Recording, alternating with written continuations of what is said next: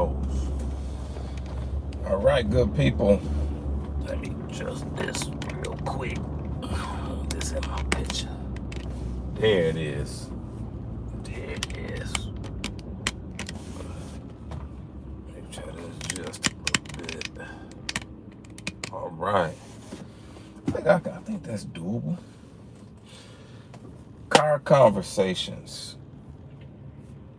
Very short today.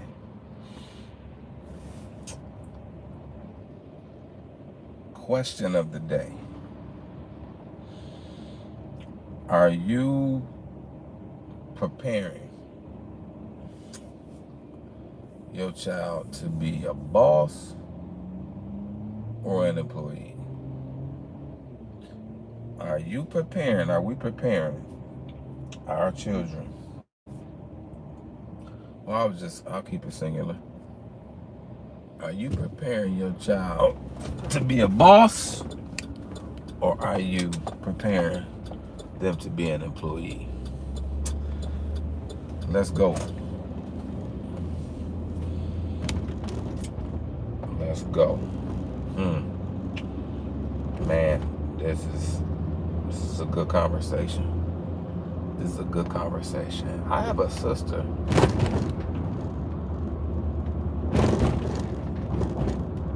that's close to me. Not a sister by blood, but a sister by life association. Shout out to Miss Zakia.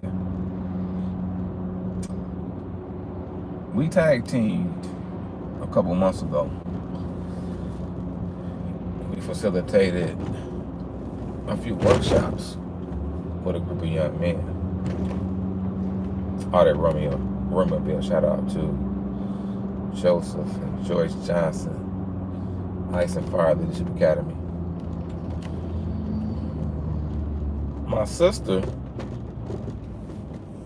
specializes in life insurance and wealth building as well. She asked the young men a question that I can't recall. I can't recall that I had ever heard a person ask a young people this question.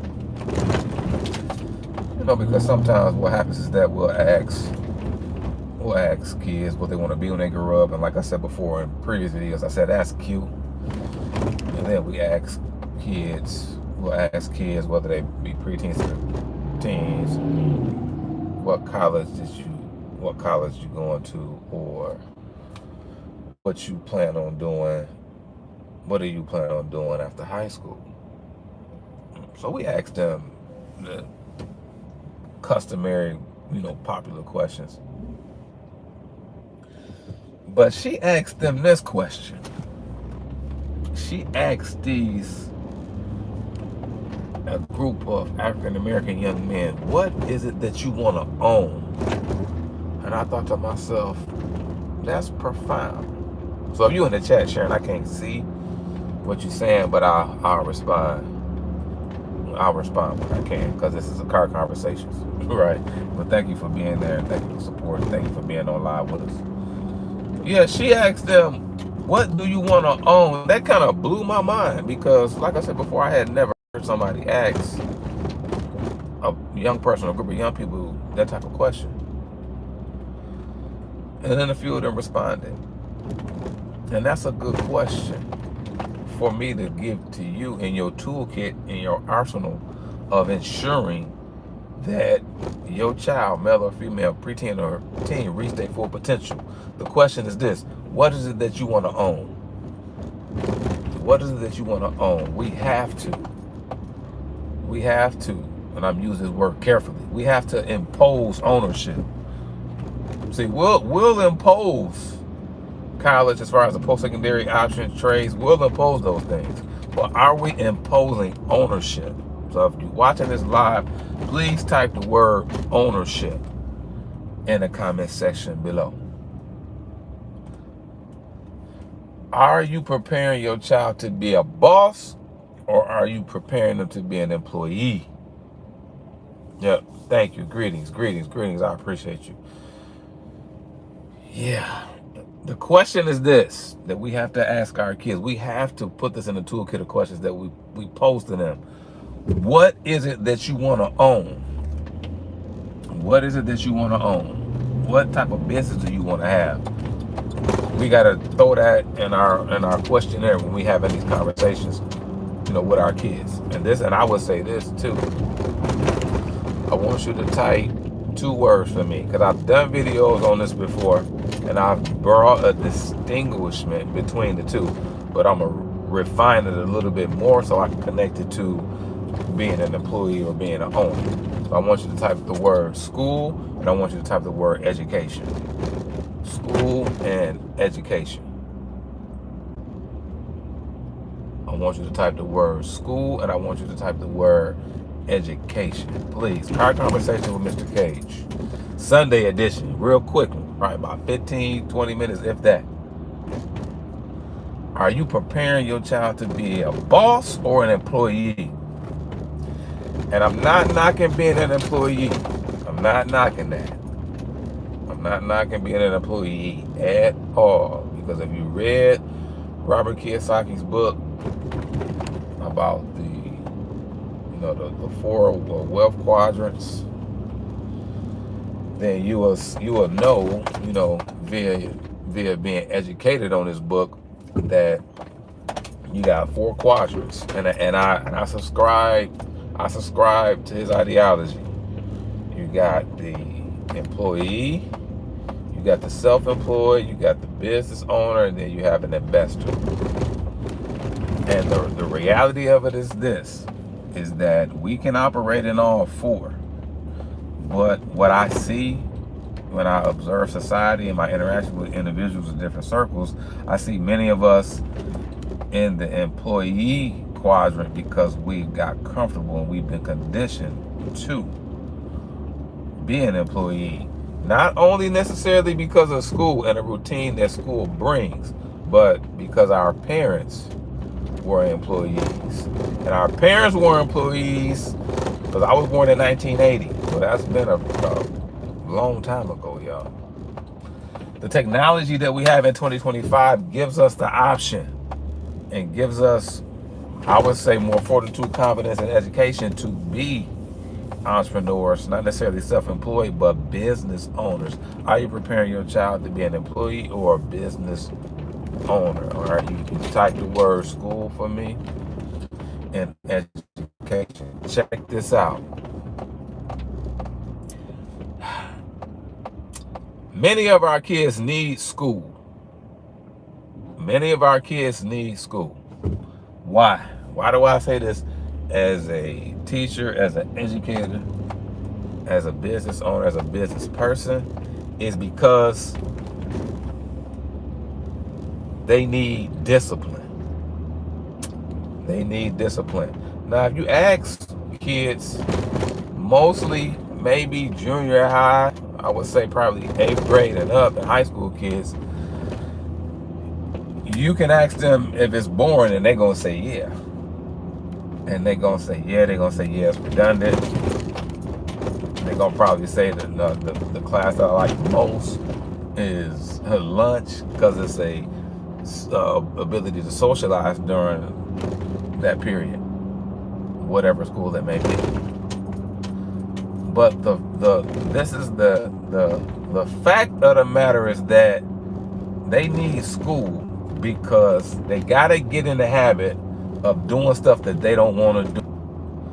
If you tap into anybody that has really experienced what real wealth is, and not necessarily money, but more so in assets and ownership, that person, male or female, will let you know that in order to manifest wealth, in order for generational wealth to occur, there has to be a certain or a specified level of delayed gratification. So I have to get into that of doing what I don't.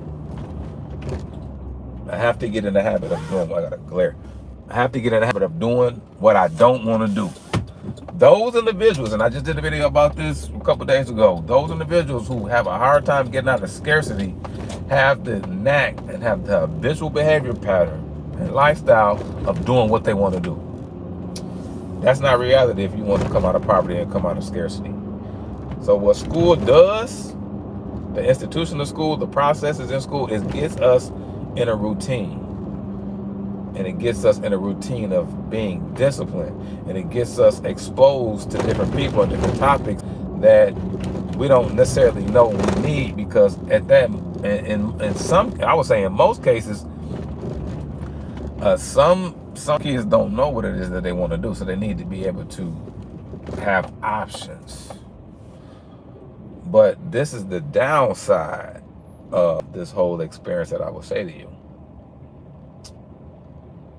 is that our kids have not been taught the difference between school and education. And what happens is that kids get involved in extracurricular activities, programs, just like when I shared with you the workshop that we did, the wealth building workshop that Zakaya led and we tag team together.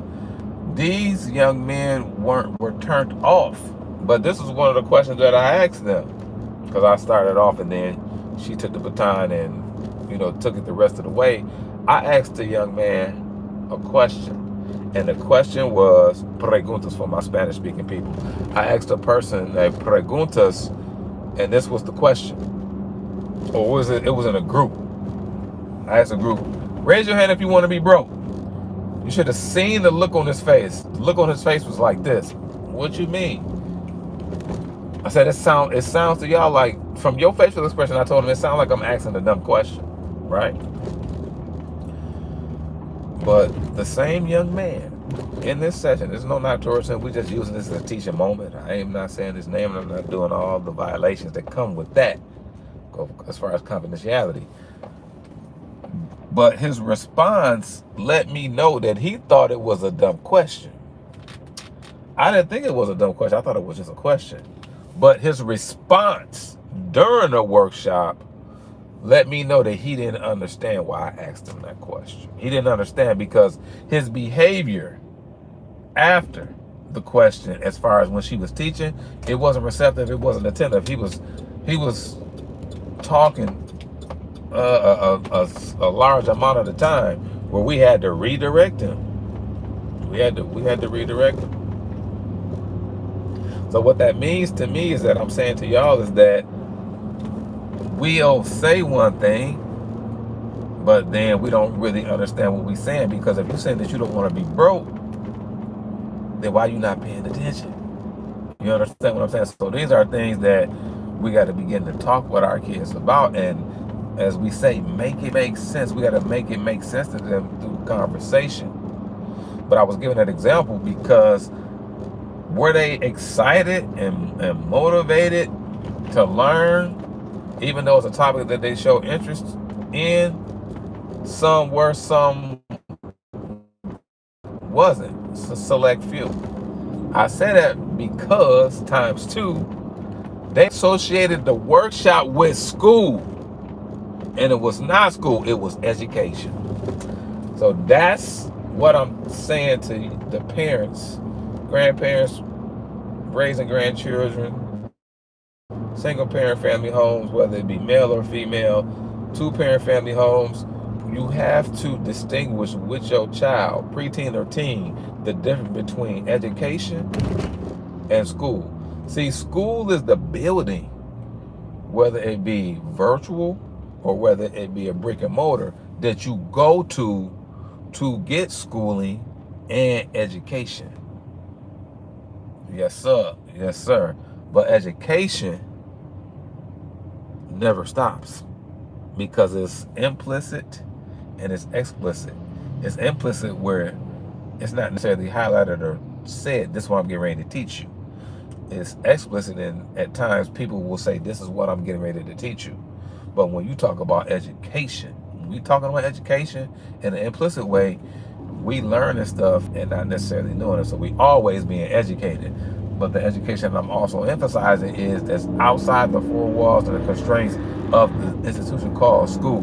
Because when kids associate something with school, subconsciously becomes born and they turn off. That is error. That is error. That is error. There are people on the face of the planet that's preparing their children to be your child's boss. There are people on the face of the planet in the United States and abroad that understand the value of school and education, and they are preparing their child as young as 11, from what I know via my experience. They are preparing their children to be your child's boss because they value school and they value education, which transpires and occurs outside the four walls of the building. So let me leave you with this point. When I was in junior high, I was a straight A student with little to no effort. I was in gifted classes. I ran cross country. I was in the art club, and I played basketball. Well-rounded young man. But my mom, who is and was an educator without the degree, had a friend who was giving her son these books, math and English books, little booklets, and she would give him like a page or so to do a day. Once my mom saw that, she inherited that best practice, implemented it with me. And probably at the time, which I don't remember, I probably didn't want to do the work, right? I probably didn't see the reason why I needed to do it. Didn't matter. She made me do it. And that experience, that woman, place an honor on her, was a component to make me who I am today.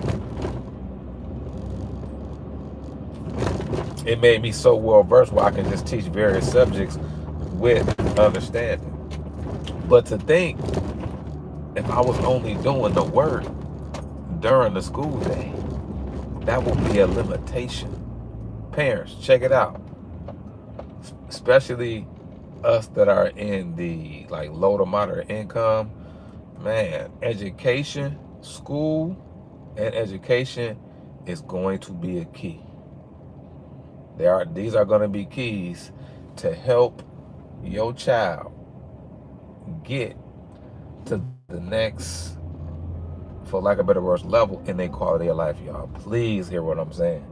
This is a passionate cry to us. This is a trumpet, a horn, but it's also a passionate cry that we have to renew our minds and our paradigms as far as what school and education can do.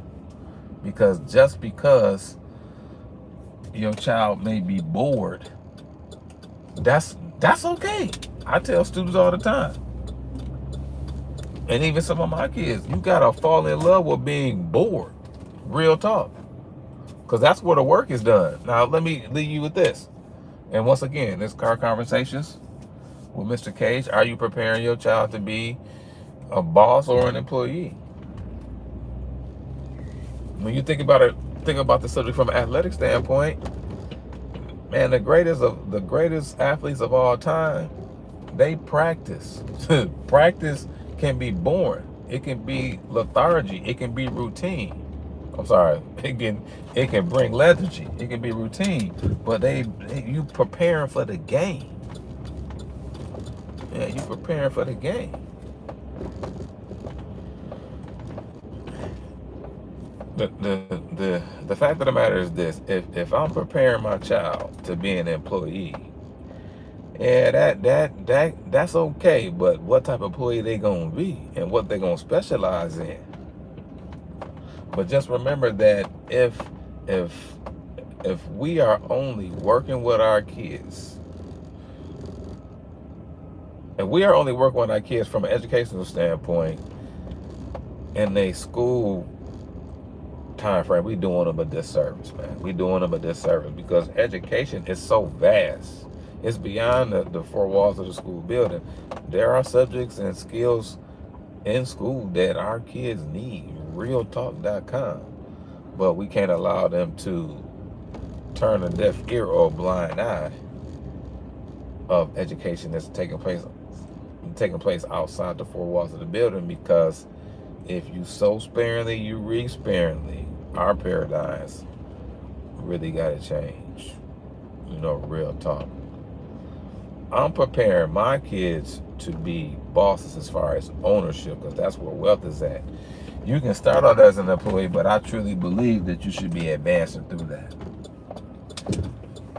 Yeah, and like I said in the Quadrant book by Robert Kiyosaki, you can be in all the quadrants at one time. But if you want to be great and you want to remain focused and centered, you can start out as an employee to get the discipline needed, learn about the industry, well, in hopes of progressing to be a business owner. Because to be a business owner, real talk, the realm of limitation has to be non-existent. The realm of limitation has to be non-existent when you're a business owner. Real talk, because you always got to stretch.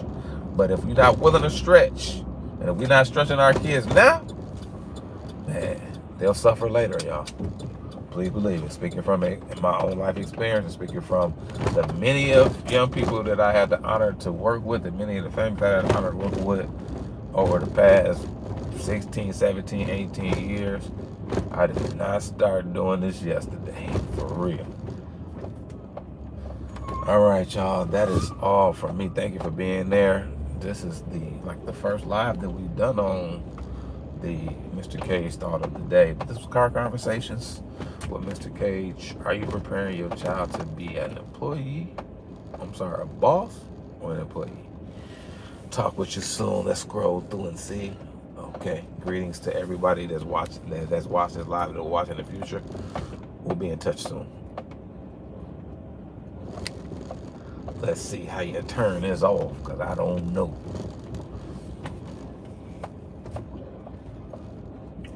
Let's see how we turn it off, y'all. Okay, let me see.